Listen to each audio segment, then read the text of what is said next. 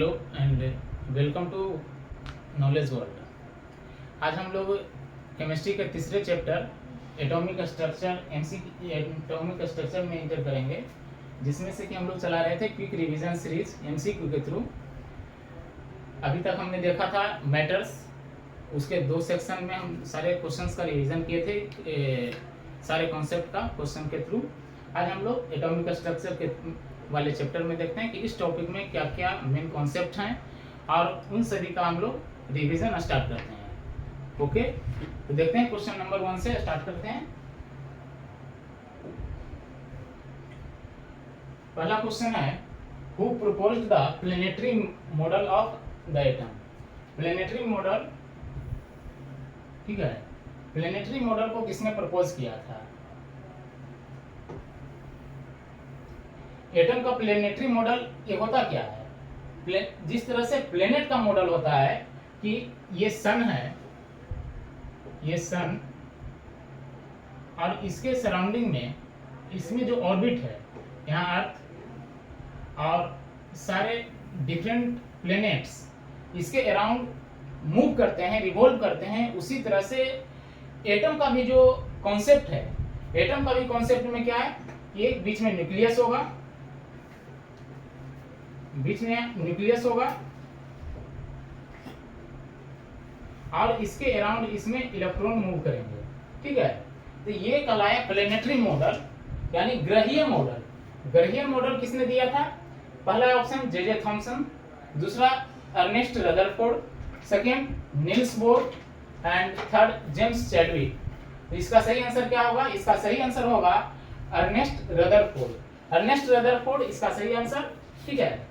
आपको किसी किसी बुक में मिलेगा कि नेल्स बोर के बारे में भी दिया रहेगा, ठीक है, कि नेल्स बोर इसको प्रपोज किया था, लेकिन ये क्या है? ये गलत है।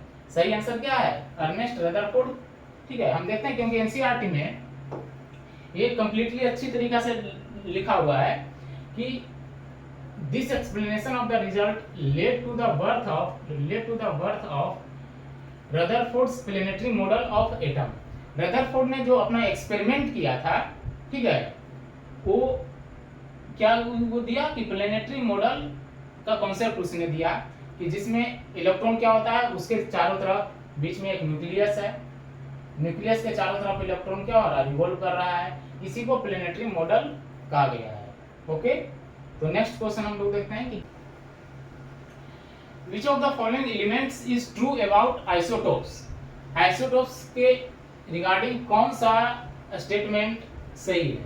पहला कह रहा है isotopes have different atomic numbers but same mass number. ये क्या है? ये उल्टा लिखा हुआ है। आइसोटोप्स क्या होता है? आइसोटोप्स होता है same atomic number but different mass number, ठीक है। सेकंड है isotopes have same number of neutrons but different number of protons. ये भी क्या है? ये भी same number of neutrons but different number of protons लिख रहा है। ये उल्टा लिखा हुआ है, same number of protons and different number of neutrons. ये क्यों? ये जब उल्टा है, मास नंबर क्या है? डिफरेंट होता है, एटॉमिक नंबर क्या होता है? सेम होता है। तो एटॉमिक नंबर किससे पता चलता है? प्रोटॉन से पता चलता है। तो क्या है?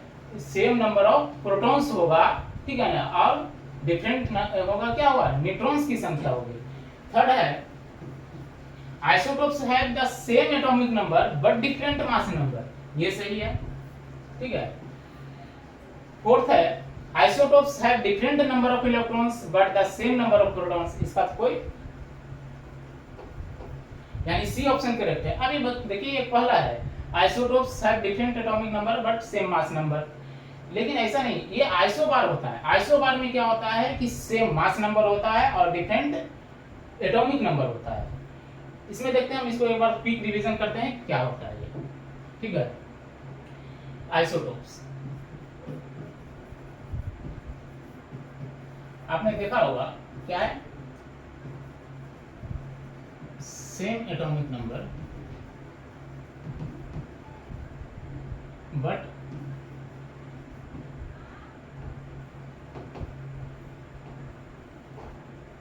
Different mass number. उसका मास नंबर कम अलग होता है, ठीक है ना। और एटॉमिक नंबर क्या होता है, सेम होता है। तो सेम एटॉमिक नंबर किससे डिफाइन होता है, नंबर ऑफ प्रोटॉन से एटॉमिक नंबर पता चलता है। और मास नंबर क्या है, number of protons plus neutrons, ठीक है। नंबर ऑफ प्रोटॉन्स और न्यूट्रॉन्स को ऐड कर देंगे तो मास नंबर निकलेगा। अब इसका एग्जांपल, ठीक है, हाइड्रोजन का 3 आइसोटोप्स होता है, हाइड्रोजन का प्रोटियम, ड्यूट्रियम, ट्रिटियम, और क्या होता है C12, C13, C14, ये सब क्या है, कार्बन के आइसोटोप्स हैं, ठीक है। ये हाइड्रोजन के आइसोटोप्स है। इस तरह से क्या होता है, ये अलग अलग एग्जांपल है। अब कुछ आइसोटोप्स होते हैं जिसका अलग अलग यूज होता है। जैसे हम लोग देखते हैं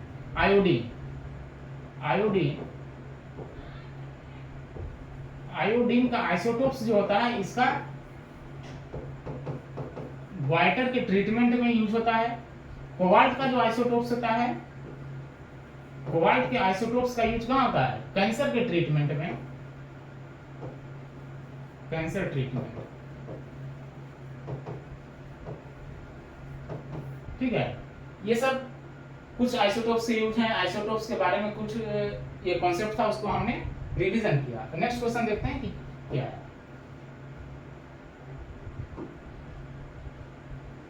Which of the following is not a postulate of Dalton's atomic theory? Dalton's atomic theory का कौन सा पोस्टुलेट नहीं है, ये हमको देखना है।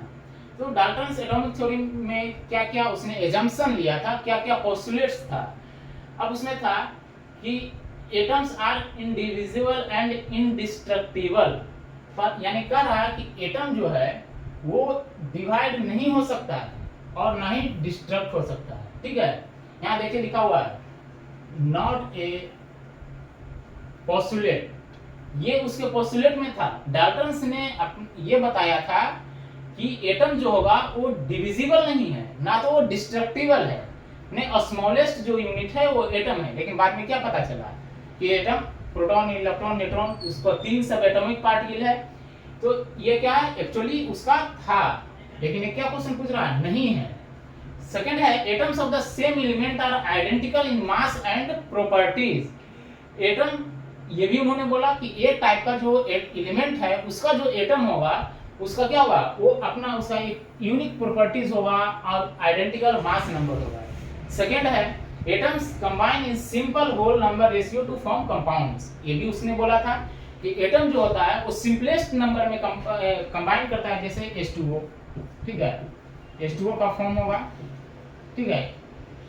तो इसमें क्या है, हाइड्रोजन 2:1 के रेशियो में, यानी हाइड्रोजन 2 ऑक्सीजन 1, ये सिंपलेस्ट रेशियो में कंबाइन करेगा और एक कंपाउंड का फॉर्मेशन करेगा। डी है एटम्स कैन सब divided into protons, neutrons and electrons. या तो ये क्या है, ये दोनों एक दूसरे को क्या करता है, एक दूसरे का विरोधाभासी है।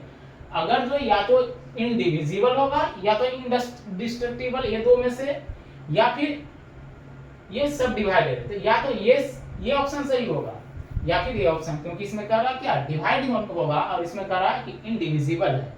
तो मैंने ये देखा था कि पोस्टुलेट में ये भी है, ये भी पोस्टुलेट है, ये भी पोस्टुलेट है। डी जो है, डी पोस्टुलेट नहीं है। ये डी क्या है, पोस्टुलेट नहीं है, यानी डी इसका सही आंसर होगा, ठीक है। ये क्या है, डाल्टन्स एटॉमिक थ्योरी का क्या पोस्टुलेट नहीं है, यानी क्या एजम्पशन उसने नहीं माना था, क्या क्या उसने डिस्कस। देखते हैं इस बुक में, ये देखिए एनसीईआरटी में दिया हुआ है कि according to Dalton's atomic theory ये क्या क्या उसने पोस्टुलेट्स ये लिया था। क्या थ्योरी है, पहला कह रहा कि all matter is made of tiny particles called atom which participate in chemical reaction. Second कह रहा एटम्स आर इनडिविजिबल, एटम्स क्या है, इंडिविजिबल है, माने वो डिवाइड नहीं हो सकता है, और उसको क्या होता है, वो डिस्ट्रॉय भी नहीं किया जा सकता और क्रिएट भी नहीं किया जा सकता है, ठीक है। तीसरा कह रहा है कि atoms of different element are identical in mass and chemical properties, ये भी उसमें और स्टेटमेंट में था। कि सारा क्या होता है, एटम्स जो होता है किसी पर्टिकुलर कोई खास एलिमेंट का जो एटम होगा वो आइडेंटिकल होगा मास में और केमिकल प्रॉपर्टीज में।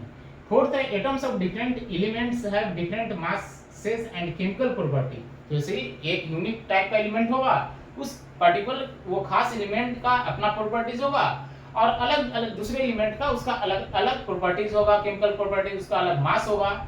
पांचवा कह रहा है atoms combine in the ratio of a small whole number to form compounds. ये अभी हमने एग्जांपल देखा, हाइड्रोजन प्लस ऑक्सीजन क्या होता है, वाटर का फॉर्मेशन करता है। छठा कह रहा है the relative number and kinds of atoms are constant in given compound. ये भी सही है। जैसे हाइड्रोजन H2 प्लस O2 क्या होता है, ये बनता है वाटर। अब क्या होता है इसमें दो ऑक्सीजन दो, यानी ये H2 प्लस O2 इसको हाफ कर देते हैं, ठीक है। ये बन गया एक सिंपलेस्ट होल रेशियो। अब इसको बैलेंस करेंगे तो इसी को क्या लिखते हैं, H2 plus O2 gives H2 H2, ठीक है। तो वही हो करा कि the relative number and kinds of atom are constant in a given compound. ये नंबर क्या होगा, हाइड्रोजन ऑक्सीजन कितना कंबाइन करेगा वो पर्टिकुलर कंपाउंड में कांस्टेंट होगा, ठीक है। नेक्स्ट को देखते हैं। नेक्स्ट करा in a neutral atom the number of protons is equal to number of, कोई भी एक एटम होता है, एटम में क्या देखते हैं, कोई एटम है, इस ये न्यूक्लियस है, इसका ऑर्बिट है, इसमें जितना प्रोटॉन होगा वो न्यूट्रल उतना ही क्या होता है इसमें इलेक्ट्रॉन होता है, यानी सिर्फ चार्ज का अंतर होता है। नंबर ऑफ प्रोटॉन्स और नंबर ऑफ इलेक्ट्रॉन्स क्या होता है, हमेशा इक्वल होता है। तो क्या होगा ये ऑप्शन सही, इलेक्ट्रॉन्स, ठीक है। फोर्थ का बी। नेक्स्ट देखते हैं the concept of quantized energy levels, quantized energy levels in an atom was first introduced by। Quantized energy level सबसे पहले किसने प्रपोज किया था, उसका थ्योरी किसने दिया था, ये पहले देखते हैं क्वांटाइज्ड एनर्जी लेवल है क्या। अब इसमें वो था कि अच्छा देख पहले इसका आंसर देख लें क्या है, ये होगा नेल्स बोर, ठीक है। नेल्स बोर हमने देखा था जब रदरफोर्ड जब ने अपना एक्सपेरिमेंट किया तो उसने बताया कि एक बीच में न्यूक्लियस है, ठीक है। ये न्यूक्लियस है, इसके अराउंड ऑर्बिट है, ऑर्बिट ये में इलेक्ट्रॉन मूव कर रहा है, ठीक है ना। ये न्यूक्लियस में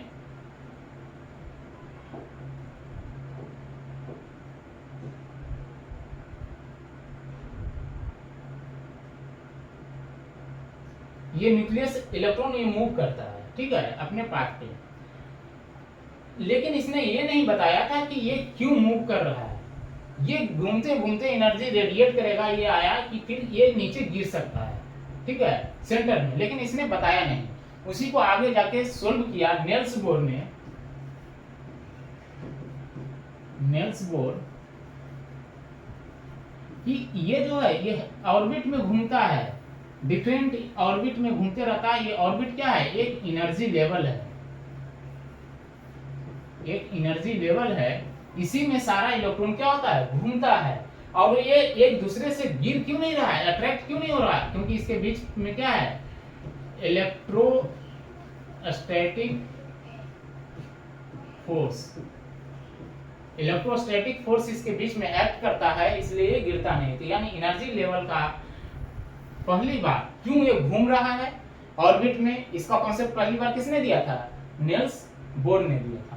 देखिए क्या क्वेश्चन में क्या था कि concept of quantized energy level, इसकी अवधारणा किसने दिया था, इसकी अवधारणा नेल्स बोर ने दिया था, ठीक है।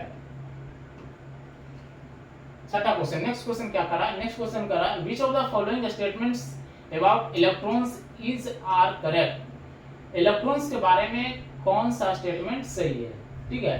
पहला था electrons are negatively charge, electrons negatively charge होता है, ये सही है। दूसरा है electrons are located in the nucleus of atom, क्या इलेक्ट्रॉन्स न्यूक्लियस में होता है, नहीं, ये क्या होता है, न्यूक्लियस में प्रोटॉन और न्यूट्रॉन होते हैं। Electrons have negligible mass compare to the protons. क्या प्रोटॉन्स के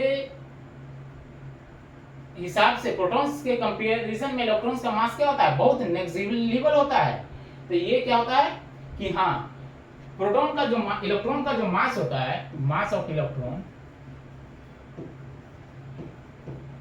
क्या होता है, 1/2000 टाइम्स क्या होता है, कम होता है मास ऑफ प्रोटॉन। प्रोटॉन के मास से 1/2000 गुना भाग, उसका मतलब मास का 2000 टाइम्स कम होता है, मतलब उसका 1/2000वां भाग होता है। ठीक है, तो उसके होता है लगभग नेग्लिजिबल होता है। ये भी सही है, थर्ड भी सही है, सेकंड गलत है, फर्स्ट सही है। Fourth, electrons revolve around the nucleus in defined orbits.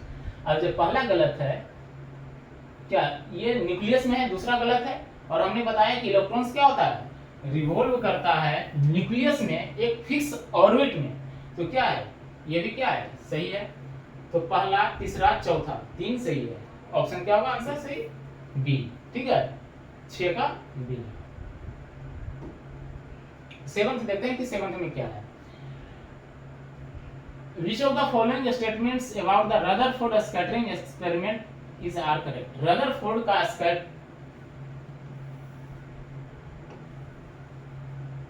जो उसने अपना रदरफोर्ड ने एक्सपेरिमेंट किया था कि अल्फा पार्टिकल को स्कैटर किया था, उसके बाद उसने पता लगाया था कि कहाँ पे प्रोटॉन है, कहाँ पे न्यूट्रॉन है, कहाँ पे न्यूट्रॉन होगा या कहाँ पे इलेक्ट्रॉन होगा। किस तरह से उसने ये निकाला किया था। इसके लिए देखते हैं कि क्या क्या स्टेटमेंट दिया है, उसके हिसाब से ऑप्शंस क्या सही होंगे। ठीक है, तो देखते हैं क्या होता है। पहला है कि most of the alpha particles pass through the gold file without deflection. ठीक है, तो ये भी स्टेटमेंट केस क्या है, सही है। दूसरा है a few alpha particles were deflected at large angles, ये भी सही है। तीसरा, some alpha particles were reflected back, ये भी सही है। These results led to the discovery of the neutron। क्या इसने न्यूट्रॉन का डिस्कवरी किया था, ये जो एक्सपेरिमेंट किया था वो न्यूट्रॉन का डिस्कवरी किया था? नहीं, ये न्यूट्रॉन का डिस्कवरी नहीं रिजल्ट हुआ था, ये न्यूक्लियस के बारे में पता लगाया था, न्यूक्लियस के बारे में या केंद्र के बारे में। एक बार इसको देखते हैं कि क्या था एक्सपेरिमेंट। उसने क्या किया था, एक एल्युमिनियम एक गोल्ड फाइल लिया, ठीक है, ये गोल्ड फाइल है, इसे पास कराया अल्फा पार्टिकल्स। ये क्या है, अल्फा पार्टिकल, बहुत सारा अल्फा पार्टिकल्स पास कराया। तो क्या हो गया, बहुत सारा सीधे पास करता चला गया। ठीक है, कुछ डेविएट करके पास किया, कुछ क्या डेविएट कर दिया, कुछ क्या डेविएट कर दिया। लेकिन कुछ ऐसा, बहुत कम ऐसा हुआ जो कि, ठीक है, बहुत कम ऐसा हुआ जो कि इधर जिस पाथ से जा रहा था उसी पे रिटर्न्स बैक हो गया। यानी जहां मैक्सिमम पास करते चला गया तो समझा कि वो स्पेस खाली है। ठीक है, ये अल्फा पार्टिकल क्या था, ये पॉजिटिवली चार्ज पार्टिकल्स, ये क्या था, अल्फा पार्टिकल्स। अल्फा पार्टिकल्स क्या है, पॉजिटिवली चार्ज पार्टिकल्स। ये अल्फा पार्टिकल्स क्या था, हीलियम का। अगर पूछा जाए कि अल्फा पार्टिकल्स क्या था, तो डबल पॉजिटिवली चार्ज पार्टिकल था, यानी हीलियम से 2 का 2 इलेक्ट्रॉन निकाल लिया गया था और उसको पास करवाया जा रहा था।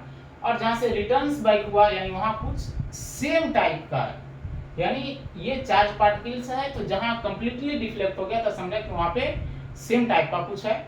यानी वहां पे क्या था, प्रोटॉन, वो न्यूक्लियस उसको बताया, यानी उसने न्यूक्लियस का डिस्कवरी ये मोटा मोटी कुछ मैंने आपको एक्सप्लेन कर दिया। नेक्स्ट का, which of the following is a feature of Thomson's model. निम्न में से कौन सी विशेषता थॉमसन मॉडल, थॉमसन्स के परमाणु मॉडल की है। तो थॉमसन्स ने क्या बताया था, थॉमसन्स दिया था ये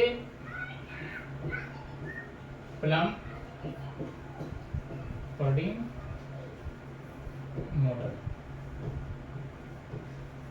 थॉमसन्स बताया था प्लम पडिंग मॉडल। आप लोगों ने देखा होगा कि उसने बताया था कि एक वाटरमेलन लिया, वो वाटरमेलन में देखते हैं क्या है, ठीक है। जे थॉमसन्स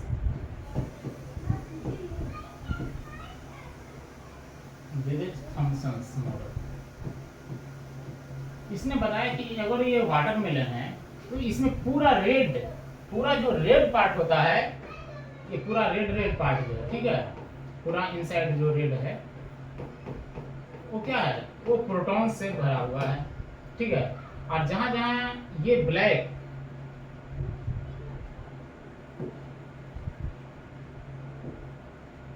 ये जहां ये ब्लैक है ना, उसका बीच जो होता है ब्लैक, ये ब्लैक वाला पोर्शन क्या है, ये ब्लैक इलेक्ट्रॉन्स है। यानी पूरा जो चार्ज पार्टिकल है वो एम्बेडेड है किससे, प्रोटॉन से। पूरा चार्ज पार्ट है जो रेड वाला है, इसको उसने बताया कि एम्बेडेड है प्रोटॉन से। और जहां जहां ब्लैक पोर्शन है, उस ब्लैक में जहां जहां बीज जो है उसका बीज हुआ जो वाटरमेलन का, उसको इसने बताया कि ये क्या है, ये इलेक्ट्रॉन है, इलेक्ट्रॉन है। और पूरा रेड रीजन क्या है, रेड रीजन क्या है, प्रोटॉन है, ठीक है। रेड रीजन क्या है, प्रोटॉन है। इसको जे थॉमसन, इसको प्लम पडिंग मॉडल कहते हैं, plum pudding model, resins pudding model, या फिर वाटरमेलन मॉडल, तरबूज। यानी उसने बताया कि तरबूज है, तरबूज को जितना रेड वाला रीजन है वो क्या है, प्रोटॉन से भरा हुआ है, जो ब्लैक सीड है वो इलेक्ट्रॉन है। यही वो जे थॉमसन का मॉडल था। इसके हिसाब से देखते हैं कि क्वेश्चन क्या है।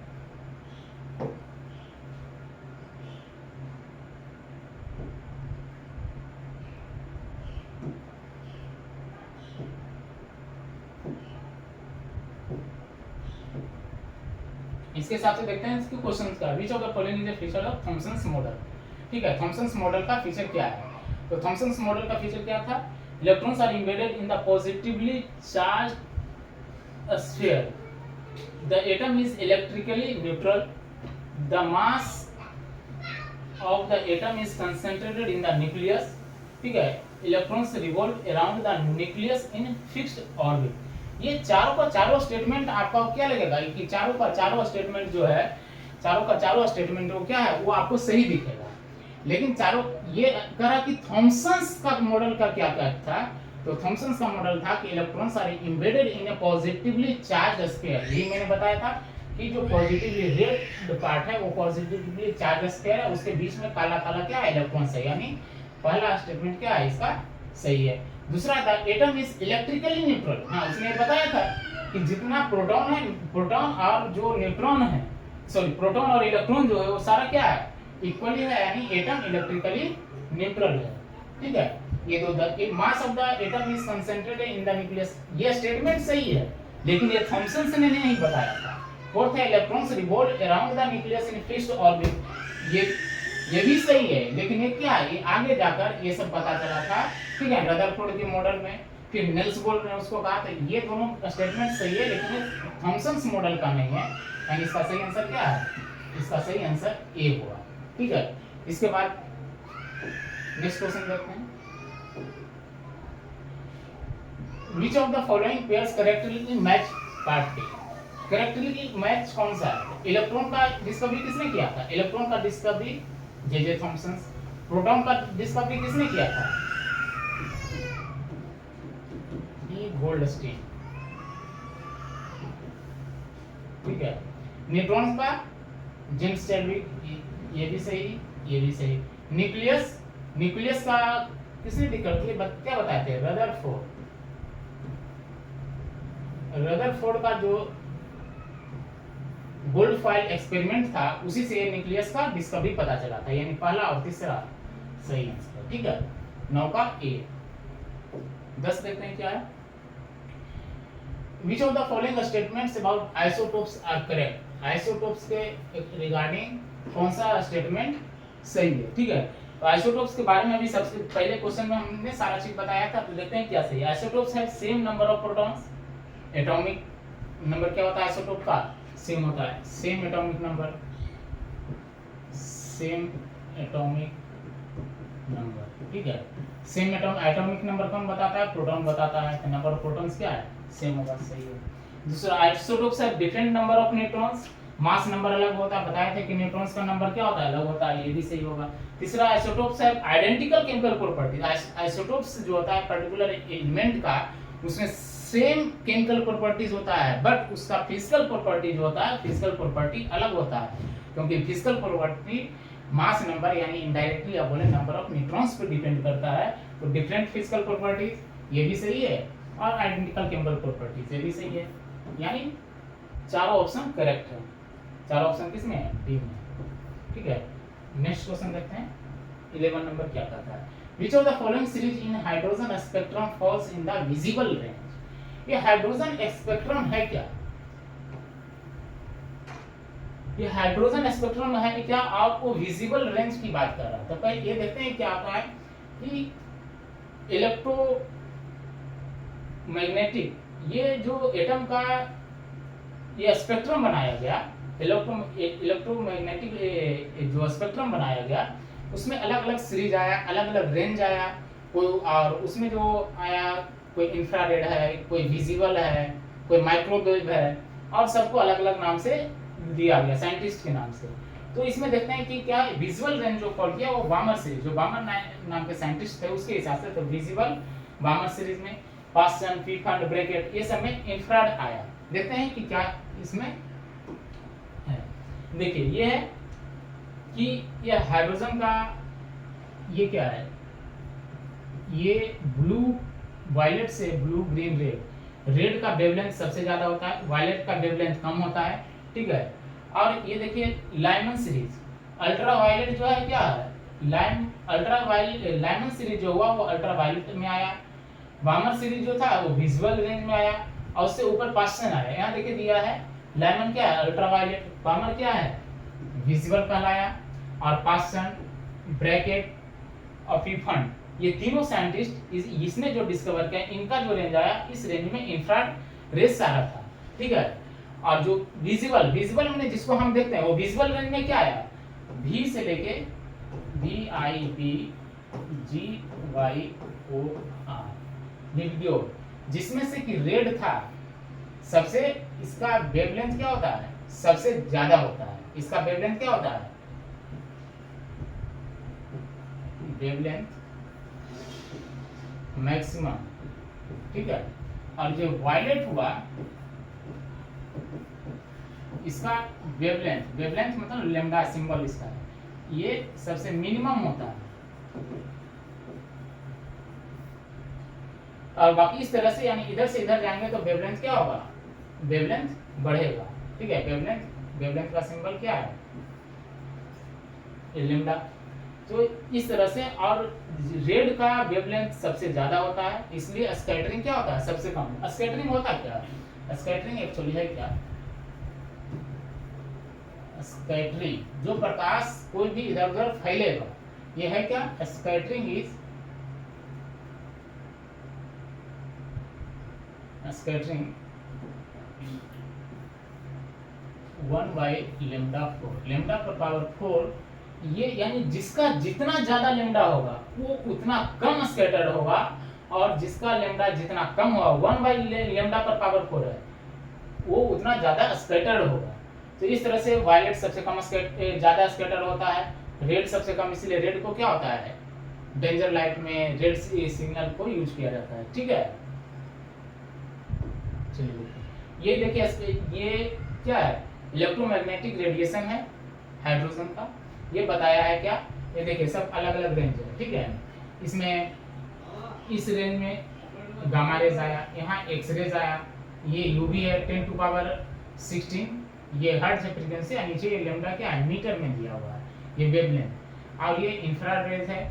इस दोनों के बीच में विजिबल स्पेक्ट्रम जो आया, विजिबल स्पेक्ट्रम आया, इसका वेवलेंथ क्या है, ये 400 से लेके 750 नैनोमीटर, यानी विजुअल रेंज जो होता है, विजिबल स्पेक्ट्रम जो होता है, विजिबल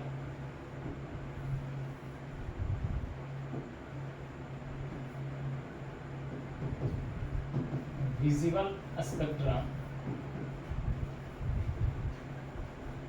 विजिबल स्पेक्ट्रम इसका जो रेंज होता है 400 नैनोमीटर से 750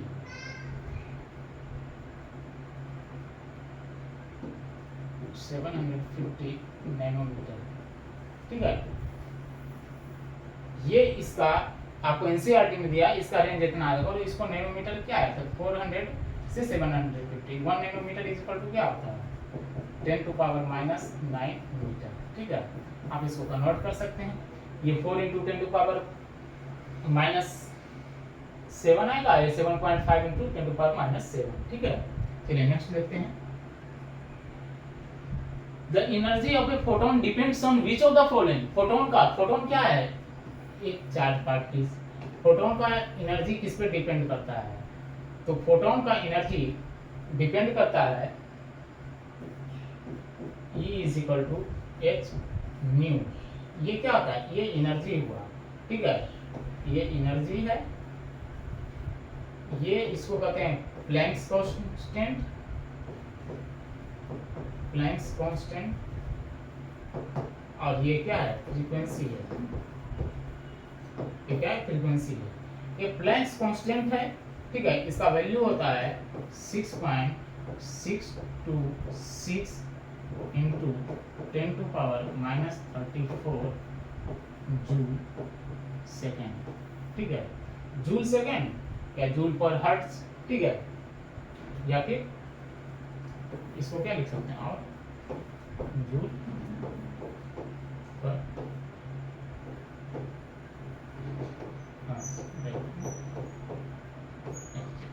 ठीक है। ये तो किस पर डिपेंड करेगा, ये एनर्जी फ्रीक्वेंसी पे डिपेंड करेगा, यानी फ्रीक्वेंसी ये हुआ ऑप्शन ए, ठीक है, ये 12 का ए। इसके बाद नेक्स्ट क्वेश्चन क्या है,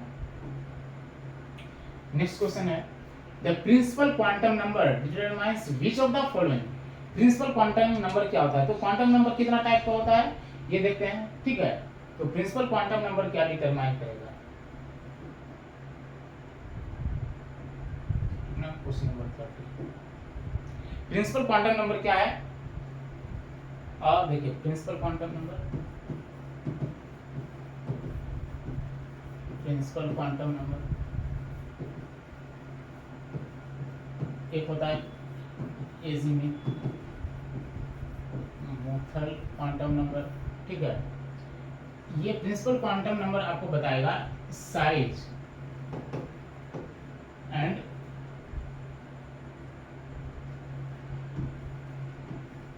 एनर्जी लेवल, ठीक है, वो किसका, ऑर्बिट का, of orbit. Azimuthal quantum number ये क्या बताएगा, ये आपको शेप, अगर शेप की बात करें तो 3D शेप, ठीक है, 3D शेप बताएगा, जो वो सेल रहेगा, ऑर्बिट रहेगा, उसका वो 3D शेप को बताएगा एजीमुथल क्वांटम नंबर। तब ये देखते हैं कि ये क्वेश्चन था क्या, कि प्रिंसिपल क्वांटम नंबर्स क्या बताएगा, तो क्या है, शेप तो एजीमुथल क्वांटम नंबर, ये energy level of the orbital होगा, यानी बी आंसर सही होगा, ठीक है, 13 का बी। अब इसके बाद नेक्स्ट देखते हैं क्या होता है।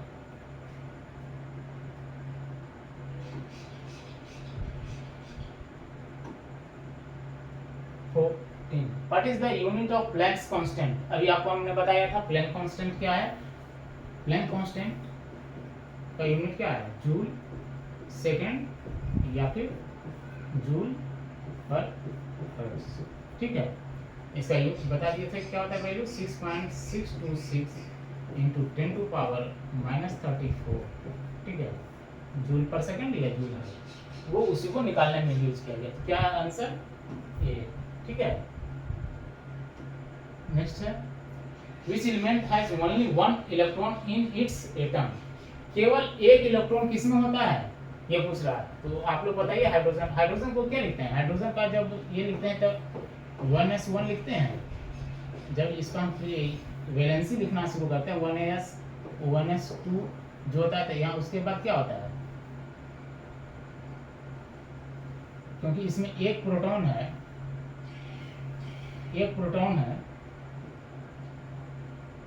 1s1 एक प्रोटॉन तो एक ही इलेक्ट्रॉन भी होगा, ठीक है, तो हाइड्रोजन।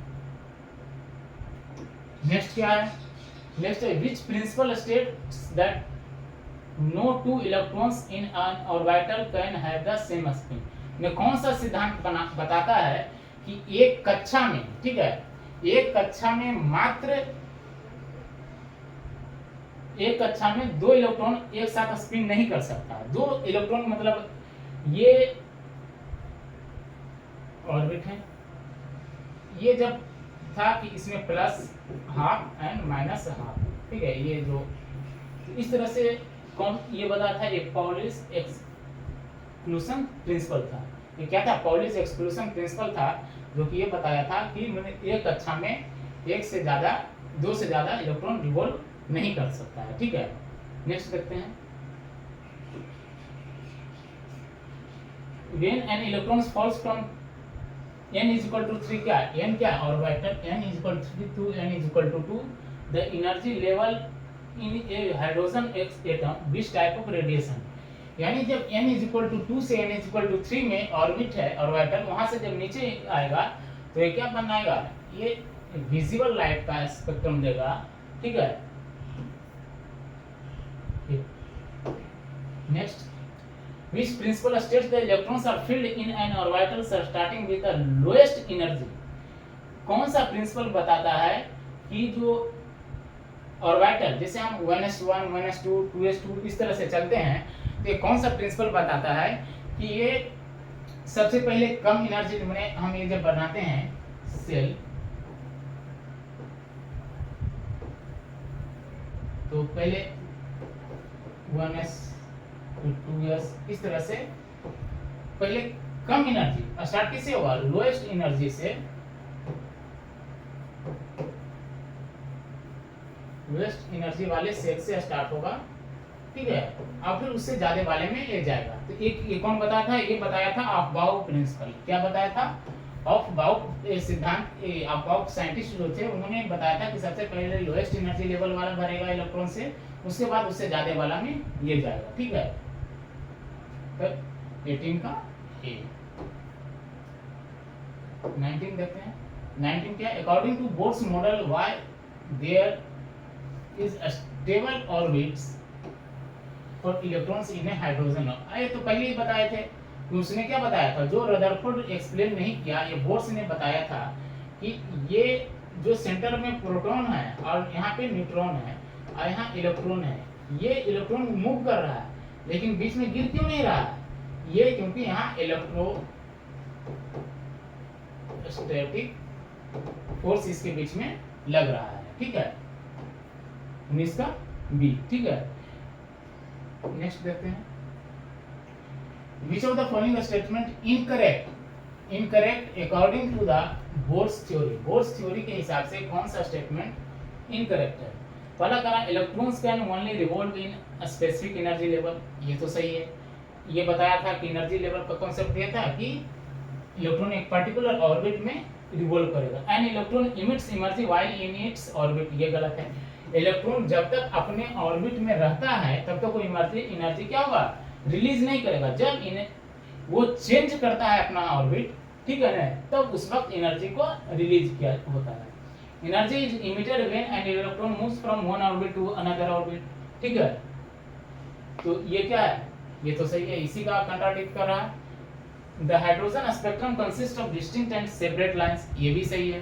हाइड्रोजन स्पेक्ट्रम उसमें अलग अलग लाइन होता है, ठीक है, जिसमें विजिबल है, अलग अलग सीरीज है, ठीक है। तो यानी ऑप्शन क्या होगा, बी इसका करेक्ट ऑप्शन, बी इसका बी, ठीक है। तो अब ये कंक्लूड हुआ। यहाँ देखते हैं हम लोग एक चीज देखते हैं, ये आपने देखा आइसोटोप्स, थोड़ा इसको देखते हैं। आइसोटोप्स, आइसोटोप्स मैंने आपको बताया, इसके बाद होता है एक आइसोबार्स। आइसोबार्स क्या होता है, आइसोटोप्स में क्या बताए थे, सेम एटॉमिक नंबर ठीक है, डिफरेंट मास नंबर, ठीक है। लेकिन आइसोबार्स में क्या होता है, different atomic number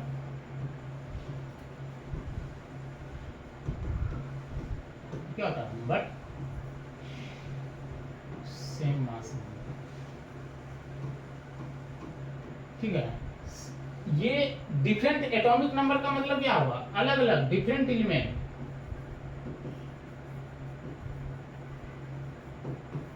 different element का एटम होगा, ठीक है ना। एटम क्या होगा, डिफरेंट एलिमेंट का होगा, लेकिन उसमें क्या होगा, उसका मास नंबर सेम होगा। मास नंबर क्या बताता है, मास नंबर किस किस का होता है, प्रोटॉन्स की संख्या और न्यूट्रॉन्स की संख्या को ऐड करने पे वो मास नंबर होगा, यानी एटॉमिक नंबर डिफरेंट है, यानी दोनों में क्या होगा, प्रोटॉन की संख्या अलग अलग होगी, ठीक है ना, लेकिन उसमें न्यूट्रॉन की मास नंबर क्या होगा, सेम हो जाएगा। प्रोटॉन अलग अलग होगा और मास नंबर सेम होगा। जैसे कुछ एग्जांपल इसका देखते हैं, ठीक है ना, कि मान लिया जाए आर्गन लेते हैं, ठीक है, और कैल्शियम, कैल्शियम कितना है, इसका एटॉमिक नंबर 20, आर्गन का एटॉमिक नंबर 18, लेकिन मास नंबर इसका भी क्या है 20, सॉरी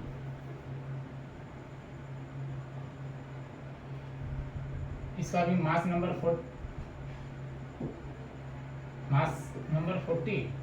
और इसका भी क्या है, मास नंबर 40। यानी इसमें देखिए कि मास नंबर अलग हुआ, यानी प्रोटॉन अलग अलग है, यानी डिफरेंट एलिमेंट का हो गया, different atomic number, mass number दोनों का क्या है, दोनों का मास नंबर 40 हो गया।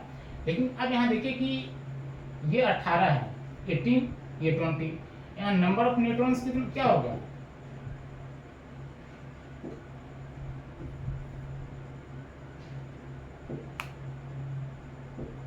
ये नंबर ऑफ न्यूट्रॉन्स इसमें क्या है, नंबर ऑफ न्यूट्रॉन्स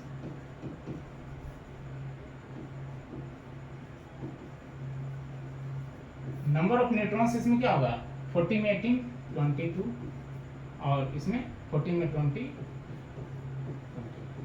यानी इस तरह से इसलिए बताएं कि अगर पूछा जाएगा कि न्यूट्रॉन की संख्या बराबर हो जाएगी, मास में प्रोटॉन की संख्या बराबर होगी इलेक्ट्रॉन तो कितना है, जितना प्रोटॉन होगा उतना इलेक्ट्रॉन होगा, ठीक है। मास नंबर सेम होगा, लेकिन एटॉमिक नंबर क्या होगा, अलग अलग होगा, ये कहलाएगा आइसोबार्स। एग्जांपल आपको बताएं, आर्गन और कैल्शियम, ठीक है। ये आइसोबार्स जो होता है इसको हम आर्टिफिशियली भी बना सकते हैं। आइसोबार्स क्या होता है, आर्टिफिशियली बनाएंगे, जब आर्टिफिशियली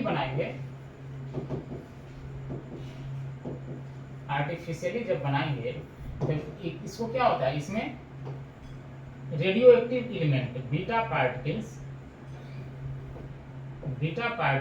रेडियो एक्टिव एलिमेंट से जब ठीक है ना, रेडियो एक्टिव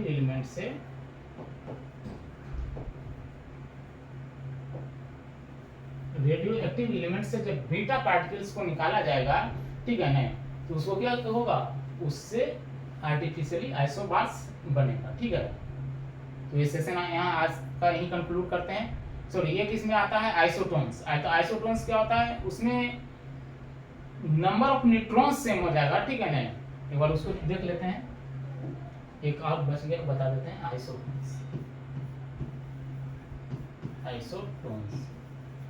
आइसोटोन्स में क्या होता है, एटॉमिक नंबर डिफरेंट होगा, मास नंबर क्या होगा, डिफरेंट होगा, लेकिन क्या है, नंबर ऑफ न्यूट्रॉन्स सेम होगा। अब एक चीज बताइए कि इसमें एटॉमिक नंबर क्या है, डिफरेंट है, प्रोटॉन की संख्या अलग होगी, मास नंबर अलग हो जाएगा, सिर्फ न्यूट्रॉन्स की संख्या ये है, तो यानी ये अलग अलग एलिमेंट का रहेगा, ये केमिकली डिफरेंट रहेगा। ये क्या होगा, केमिकली डिफरेंट होगा, ठीक है। लेकिन आप जैसे देखते हैं कि इसका एग्जांपल, ठीक है, सोडियम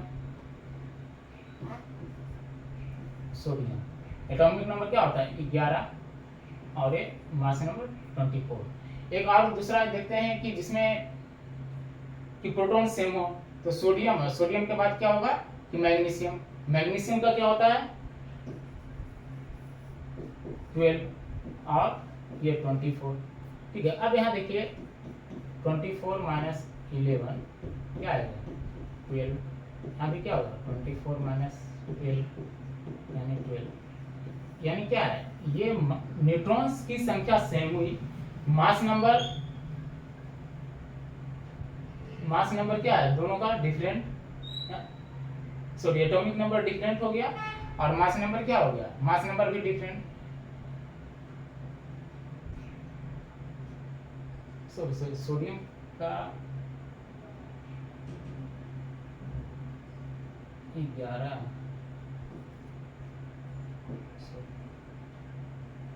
सोडियम का मास नंबर 23 होता है।